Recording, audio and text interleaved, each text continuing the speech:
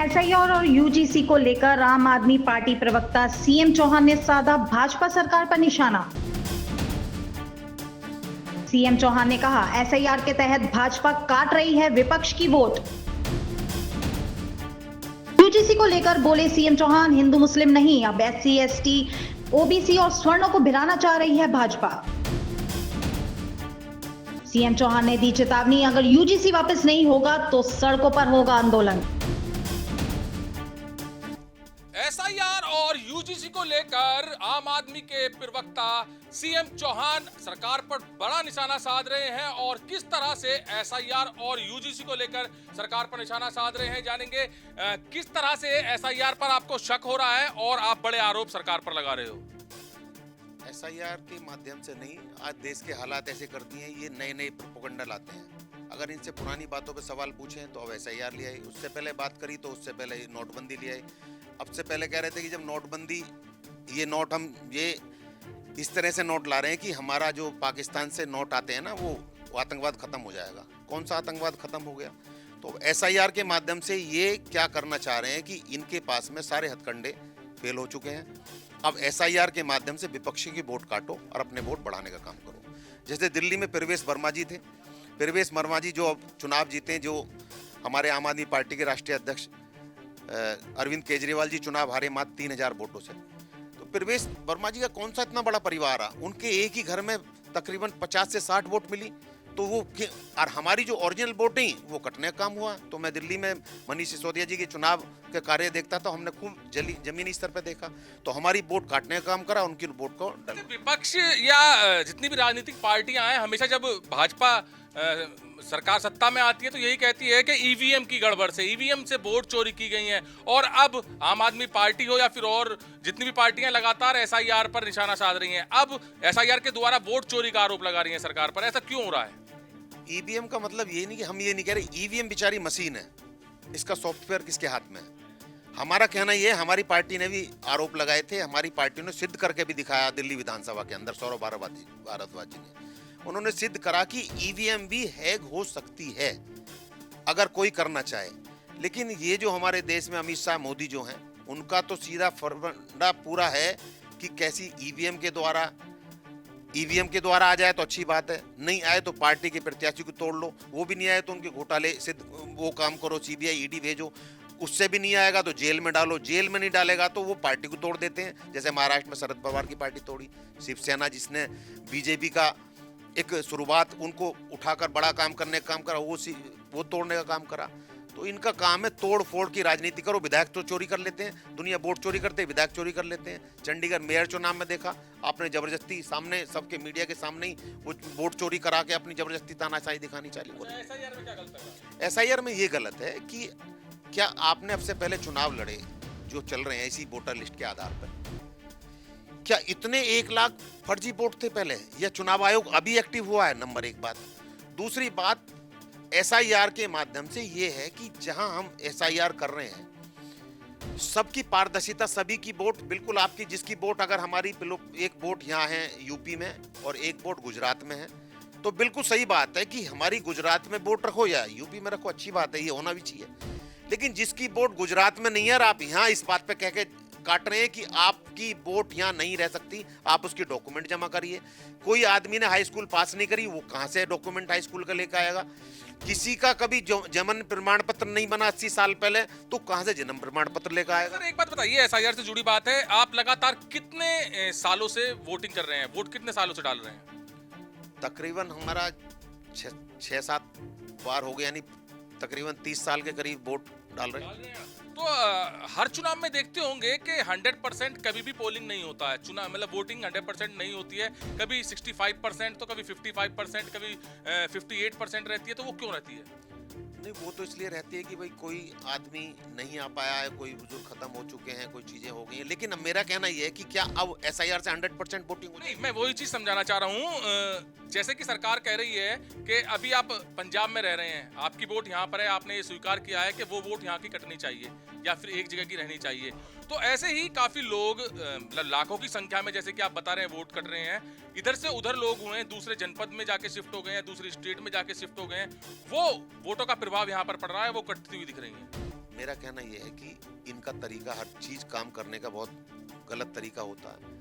अब धौलाना विधानसभा में धौलाना तहसील है, हमारी कस्बा पिलखुआ 1 लाख की आबादी का पिलखुआ है। तो क्या यहाँ के लोगों को हम नोटिस भेज भेज के आप हम वहाँ आइए, जब आपका एसआईआर चल रही है, आपका बीएलओ घर घर जा रहा है, वो घर से डॉक्यूमेंट ले जमा करे, तो ये जनता को लाइन में क्यों लगाया जा रहा है? नंबर 1 बात तो ये है। दूसरी बात, हाँ, हमारा बीएलओ ने फॉर्म भरा, मेरे घर पे बीएलओ आई, मैंने फॉर्म दिया, उसको डॉक्यूमेंट सारे दिए। उन चीज के लिए तो सरकार ने 1 महीने का समय दिया है कि अगर कहीं पर बीएलओ से या फिर कोई वंचित रह जाता है या कुछ टेक्निकल प्रॉब्लम की वजह से फॉर्म जमा नहीं हो पाता है, गड़बड़ी आ जाती है, तो 1 महीने का समय वो ही दिया है। तो इसमें क्या गलत दिया है सरकार ने? ये विपक्ष की पार्टियों को परेशान करके, या तो वो इतना परेशान हो जाए वो अपनी वोट ही ना बनवा पाए, और जो बनवा भी रहा है तो उसको वोट काट दो, उसमें कमी निकाल दो कि आपने इसमें कॉमा नहीं लगाया, इसमें मात्रा नहीं लगाई। ये थोड़ी ना बात चलती है। आपके बीएलओ हैं, बीएलओ आपके घर जा रहे हैं, उनको डॉक्यूमेंट जो उन्होंने मांगे वो दे दिए, आपने फार्म भर दिया, साइन कर दिया, आपके सबमिट हो गए तहसील में। फिर 1 महीने के अंदर फिर क्यों नोटिस आ रहे हैं ये लोगों के पीछे? मेरे पास आया, मैं भी नागरिक के नाते मैं भी गया वहां पे, क्वेश्चन पूछा, लेकिन मैं क्वेश्चन जब पूछता कि वो लाइनों में कम से कम कई सौ लोग लाइनों में खड़े, माता बहनें बुजुर्ग खड़ी हुई हैं, तो मेरा कहना यह कि ये पारदर्शिता क्यों? एसआईआर का तरीका गलत है। कई बीएलओ दिमाग की परेशानी से नस फट के खत्म हो गए। जिस विधानसभा की मैं बात कर रहा हूँ, जिसमें मेरा घर है, उसका भी बीएलओ जो है, उसके हस्बैंड ही उसके काम करते हैं, उसकी माइंडली इतनी प्रॉब्लम हुई, आज भी वो वेंटिलेटर पे पड़ा हुआ है। तो कहने का मतलब यूपी में कम से कम 10 आपने सुने होंगे कि ज्यादा बर्डन की तरफ से उधर से आदेश आते हैं कि ये वोट काटनी है। अब वो जब बीएलओ जमीन पे जा रहा है, उसे लग रहा है कि ये वोट तो नहीं कटनी चाहिए, तो वो जब माइंडली डिस्टर्ब होता तो ऐसी चीजों में उनके माइंड खराब होकर कहीं अपनी जान गंवानी पड़ी। यूजीसी पर भी आप निशाना साध रहे थे, क्या यूजीसी में क्या? यूजीसी का दिक्कत तो मैं जब मानूंगा कि ये सरकार ही दिक्कत वाली है, इससे तो जब से जल्द उखाड़ के फेंक दिया जाए तो ज्यादा अच्छा रहेगा। ये देश को एक हमारा संवैधानिक लोकतांत्रिक दुनिया का सबसे बड़ा देश है, जहाँ हिंदू मुस्लिम सिख ईसाई सभी धर्मों के भाई रहते हैं, जहाँ प्यार से प्यार बहुत बड़े, ईद पे जहाँ ईद और दीपावली के नाम पे आपस में उनके नाम आते हैं, जहाँ दिवाली से पहले ईद और ईद से पहले दिवाली सब आपस में बनाते हैं। तो कहने का मतलब ये है कि ये पहले लड़ाया इन्होंने हिंदू मुस्लिम के नाम से, फिर ये ओबीसी का कार्ड लेके आ रहे हैं इतने दिन से, अब ये नया मुद्दा लेके आए हैं यूजीसी के माध्यम से कि स्वर्ण समाज के बच्चों को, दलित समाज के अदर बच्चों को आपस में लड़ाने भिड़ाने का काम। जैसे मैंने भी इसकी बारीकाई देखी, अब तो खैर रिट डाली गई, 3 महीने का एक समय है, 3 महीने तक हम क्या बोलें, जब सुप्रीम कोर्ट ने 3 महीने तक रोक लगाई तो इसमें कुछ ना कुछ चीजें आएंगी। तो इसमें प्रावधान ये है कि छोटे छोटे बच्चों को भी राजनीति में घुसाया जा रहा है। अब इसमें क्या होगा, इस माध्यम से जो आदमी पीड़ित है वो ही आरोपी बनाया जाएगा, और वो बच्चा पढ़ाई करेगा या अपने आप को पीड़ित या सिद्ध करेगा।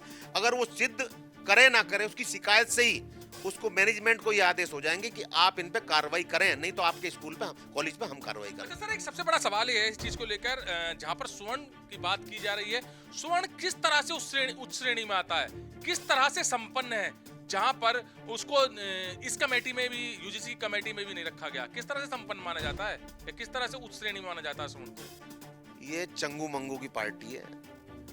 एक अमित शाह, मोदी और उसके दोस्त अडानी इस देश की सरकार को चला रहे हैं। बाकी कोई किसी को नहीं पता कब कहां किसके साथ है, कौन किसके पास है, कौन क्या है। इसका अभी ये बताओ कि सबका आज बजट सच चल रहा है, ये कानून कौन से दिन किस पटल के साथ में कब ने किसने हाथ उठा के ये पारित करा, एक बार वो तो पता लगे। इनकी मन में आया, जो चीज आई फाइल के नीचे दबाया, सबसे कह दी हाँ जी करो, हाँ जी हजूर कर दिया और अपना ठीक है। नहीं तो भैया किसी का हेलीकॉप्टर, किसी का कुछ, कहीं भी किसी के साथ कुछ भी घटना घट सकती है। अच्छा, स्वर्ण बेरोजगार नहीं है, स्वर्ण आर्थिक रूप से कमजोर नहीं है? नहीं, मैं तो देखो इस बात से खिलाफ हूँ। हमारा देश एक संवैधानिक देश है, हमारे पास में हिंदू मुस्लिम, हम जाति धर्म की बात तो करते नहीं। हमने दिल्ली में शिक्षा दी, हमने कोई स्वर्ण समाज को उसको नहीं दी। हमने पंजाब में वो सारी सुविधा दे रहे हैं, उसमें ये नहीं कर रहे कि जिन्होंने वोट दिया है नहीं दिया, या दलित है, या जनरल है, या ओबीसी है। इससे जो समाज है, हमारी आम आदमी पार्टी, अरविंद केजरीवाल जी का जो विजन है, मनीष सिसोदिया जी का जो विजन है, वो शिक्षा जो मिले उनको, ये शिक्षा से जो वंचित है वो भी ना रहना चाहिए, जिनको है वो मजबूताई से उसको हमको लाभ उठाए। और बाबा साहब भीमराव अंबेडकर जी ने कहा, अगर हम पढ़ जाएंगे, अगर हमारे बच्चे, ये जननी का वो दूध है। पढ़ेंगे कहाँ पर? पढ़ेंगे कहाँ पर? मेरा कहना यही है। शिक्षा से वंचित हो जाएंगे अगर इस तरह का रहा। और फिर जहां पर हम एक नारा दिया गया था, मजहब नहीं सिखाता आपस में बैर रखना, हिंदी है हम वतन है हिंदुस्तान हमारा, तो मजहब की तो यहाँ पर बात ही नहीं होनी चाहिए, जाति धर्म की तो यहाँ पर बात ही नहीं होनी चाहिए। शिक्षा का मंदिर है स्कूल या यूनिवर्सिटी, वहां पर केवल शिक्षा की बात होनी चाहिए। फिर ऐसा क्यों हो रहा है? ये तो कहना चाह रहा हूँ, हमारी पार्टी कहती है कि स्कूल बनाओ, अस्पताल बनाओ, ये कहते हैं कि मंदिर बनाओ, मस्जिद धवाओ, ये कहते हैं कि हिंदू मुस्लिम की बात करो, सनातनी की बात करो, हम कहते हैं कि भाई 10 लाख इनकी जो बेरोजगारी है कैसे खत्म हो जाए, बच्चे हमारे हैं जो पढ़ लिख के आगे जाए, इनकी बेरोजगारी कैसे खत्म करें, इनकी रोजगार का व्यवस्था करें जाए, सरकारी नौकरी दी जाए, अच्छे बुजुर्गों के लिए हमारे एक तीर्थ यात्रा योजना चलाई, तमाम चीज़ें, एक्सीडेंट में जो लोग खत्म हो जाता था तो उसके लिए हमने एक नया योजना लाए, एक बहुत सारी योजना थी। सर ये योजना की तो बात है, अभी यूजीसी की बात चल रही है। यूजीसी पर जहां पर आज आम आदमी पार्टी से आप बोल रहे हैं, तो वहीं पर बसपा सुप्रीमो मायावती ने भी टिप्पणी की थी, मगर इस पर कोई भी और राजनीतिक पार्टी बोलने को तैयार क्यों नहीं है? क्या वोट बैंक की राजनीति समझे कि अगर स्वर्ण के बारे में बोला जाएगा तो स्वर्ण वोट कट जाएंगी, और SC ST OBC के बारे में बोला जाएगा तो उनकी वोट कट जाएंगी? क्या ये वोट बैंक का मामला समझे, जहां पर विपक्ष या फिर कोई राजनीतिक पार्टी इसमें आगे नहीं आ रही? नहीं, ऐसा कोई बात नहीं है, सभी पार्टियां आगे आ रही हैं, हमने ऐसा तो कोई नहीं दिखाई दिया, लेकिन केवल मायावती और आपका ही दिख रहा है। इसमें यह है कि जो मैं आप मीडिया के माध्यम से कहना चाहता हूँ, कुछ साथी हैं आप जैसे शर्मा जी की जो मजबूताई से सब बात रख देते हैं। मीडिया जो है आपका सबका काम है यहाँ की न्यूज़ दे देनी, लेकिन जो दिखाई जा रही है ज़्यादातर लोगों में वो किसके माध्यम से है? वो दिखाई जाती है सूचना प्रसारण मंत्रालय के अंडर में। वो किसके अंडर में आता होता है? अमित शाह के अंडर में। अमित शाह जिसको चाहता है वो उसको वो बात कहते हैं, नहीं तो वो कोई काम नहीं दिखाया जाएगा। दिखाने की तो बात ये है। दूसरी यूजीसी बात हो, मैं तो कहीं ऐसे कानूनी लाने की क्या जरूरत पड़ी है? आपको कानून ऐसे लाने की क्या जरूरत पड़ी है जो बच्चों को हम घसीटें?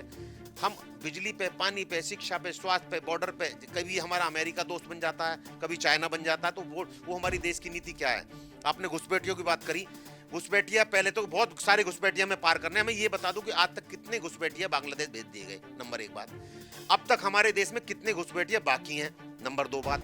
नंबर 3, जब देश की सुरक्षा तुम्हारे हाथ में, गृह मंत्रालय तुम्हारे हाथ में, बॉर्डर एरिया तुम्हारे हाथ में, तो इसमें राज्य सरकारों को कोस कर, जब दिल्ली में जाते हो तो केजरीवाल को कोसते हो, जब बिहार में जाते हो तो लालू को कोसते हो, अब बंगाल में हो तो ममता बनर्जी को कोस रहे हो। तो देश में सुरक्षा किसके हाथ में? किसी और को दे दो भाई, आम आदमी पार्टी संभाल लेगी। जैसे दिल्ली और पंजाब संभाला, ऐसे हम पूरे देश को संभाल के काम करें। अभी सुप्रीम कोर्ट ने अभी रोक लगा दी है इस पे 19 मार्च तक की, तो सुप्रीम कोर्ट के जो फैसला है उस पर सभी की निगाहें टिकी हैं। अगर ये वापस सरकार नहीं लेती है तो फिर किस तरह से आम आदमी पार्टी का रहेगा? आम आदमी पार्टी का ये रहेगा कि हमारा तो उद्देश्य ये है कि ऐसे कोई भी चीजें ना लाएं जहां सारी चीजें हम संपन्न है, हमारे देश में अच्छे स्कूल, अच्छे अस्पताल, जन सेवा योजना सब चल रही हैं। उसके बाद में और चीजें लेकर आए, हम बेकार की मुद्दों की बातों को क्यों करें? गरीब को अपना हक मिले, अमीर भी चाहे कि हाँ मैं अपना व्यापार ठीक करूं, व्यापारी ठीक रहें, भाई से भाई मिले। भाई हमारे देश के राष्ट्रपति बने अब्दुल कलाम जी कौन थे? मुसलमान थे। ऐसी जिन्होंने वीर अब्दुल हमीद, टैंक अपने आप में टैंक में बांध के टैंक उड़ाए गए। तो मेरा कहना यह है कि जहां जिसकी क्वालिटी है उसके हिसाब से उनकी तारीफ भी करी जाए, जिसने जो अच्छा काम करा है, और जो गलत काम कर रहा है उसको खड़े होकर, विपक्ष का काम यह है कि उनकी आवाज को चुप ना बैठे, उनको आवाज उठाए कि आप गलत काम कर रहे हैं। तो सीएम चौहान प्रवक्ता हैं आम आदमी पार्टी के, इन्होंने सीधे सीधे सरकार पर निशाना साधा है यूजीसी को लेकर कि जहां पर पहले हिंदू मुस्लिम की राजनीति भाजपा करती थी, तो वहीं पर अब SC ST OBC 20 कर दिया है जनरल कास्ट को, और यूजीसी का साफ विरोध किया है सीएम चौहान ने। तो वहीं SIR का भी विरोध करते हुए भाजपा सरकार पर निशाना साधा है। कैमरामैन विकास के साथ सुशील शर्मा, हलचल इंडिया।